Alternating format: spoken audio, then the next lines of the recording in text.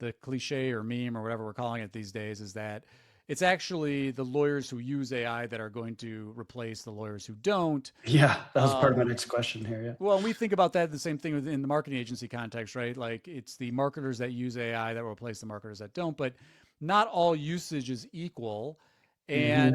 And there's a lot of tasks within legal that I think that there's a reluctance to turn it fully over to the AI to do. But if you ask me, like, do I expect that this red the gap between the red and blue to close over the next couple of years? Like, absolutely. For sure.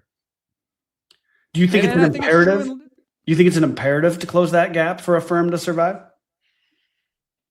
well, that's a big blanket question because not all firms are built the same way. I Fair. think when I think of some of the stuff that's going on in big law, like when you have these like a junior associate that does a lot of research, maybe they do initial document drafting, probably a bunch of other things that I'm not thinking about. I think the AI is going to win that fight. And so if you're like, is it an imperative for big law firms to be retooling in a way where that we'll call it the rote production work, like the entry level base production work in legal is done by technology? I don't know if it's a survival imperative, but it's certainly a huge competitive disadvantage